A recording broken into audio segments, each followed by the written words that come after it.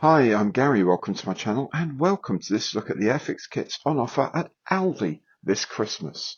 There are 4 kits Aldi has selected to sell this season.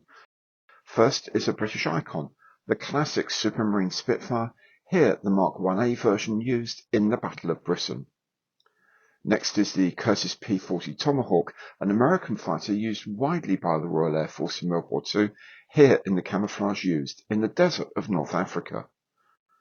Third is the Cromwell tank, a fast cruiser tank used by the Army from D-Day in 1944 throughout France and into Germany. And finally, the de Havilland Vampire T-11, an elegant early jet trainer in which the instructor and trainee sat next to each other. This doesn't appear in the images in the Aldi leaflet, but it is mentioned in the text as one of the kits being offered. Each of these kits comes with glue, paints and a paintbrush, so a self-contained gift's perfect as a stocking filler or as something a more experienced modeller can use to practice painting and weathering techniques. Each gift set usually costs around £11.99 on the Airfix website, but at Aldi this Christmas they are being sold at just £6.99 each.